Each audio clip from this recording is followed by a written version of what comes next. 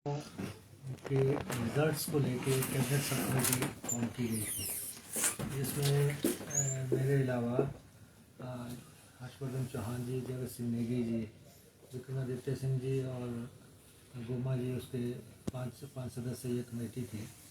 और उसकी मीटिंग हुई और हमारे ऑफिसर्स जो हैं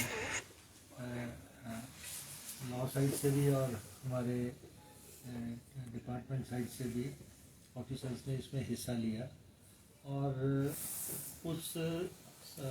उसमें हमने सारा जो भी भर्तियाँ हुई हैं उसका ओवरऑल व्यू तो दिया, लेकिन जो पोस्ट कोड 817 है उसका पूरा विस्तृत अध्ययन किया गया, क्योंकि उसमें जो है 2.25 लाख के आसपास बच्चों ने ये एग्ज़ाम दिया था और 1 लाख से अधिक बच्चे उसमें एग्ज़ाम में बाद में बैठे थे।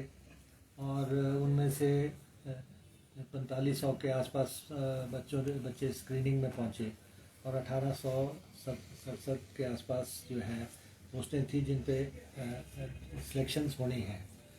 और उसमें विजिलेंस का व्यू भी लिया गया, डिपार्टमेंट का व्यू भी लिया गया। और उसके बाद हमने पाया कि ये एक बहुत बड़ा एग्ज़ाम था प्रदेश में, और इसमें लगभग 7 के आसपास ऐसे लोग हैं जिनके खिलाफ FIR हुई है, या जो बेल पे हैं या जेल में हैं।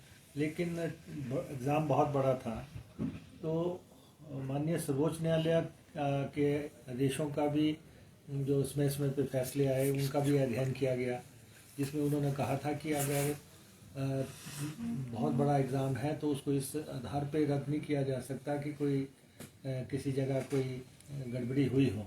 तो उन सारे फैक्टर्स को ध्यान में लेने के बाद, और 9 महीने पहले FIR हुई थी, 9 महीने के बाद भी अभी तक कोई कंक्रीट रिज़ल्ट पे हम पहुंच नहीं पाए हैं विजिलेंस के लोग।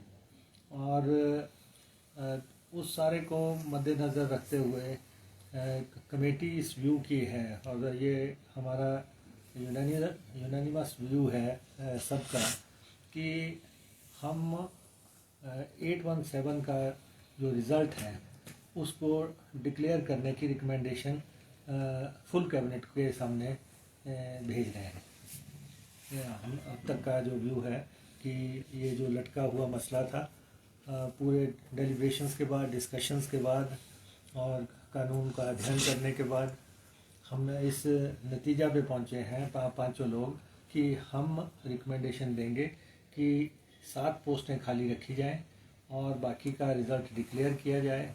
अब ये फुल कैबिनेट के सामने जाएगा और उसमें जो है अंतिम निर्णय लिया जाएगा।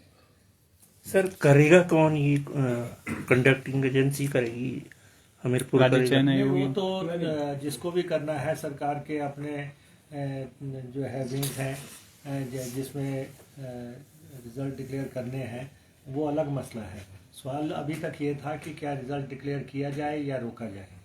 तो उसका फुल लेंथ अध्ययन करने के बाद और इसका आकार देखते हुए कि कितने बच्चे इन्वॉल्व हैं, प्रदेश के यूथ ने को जो है नौकरी उपलब्ध हो और वो अननेसेसरी डिले होता जा रहा है।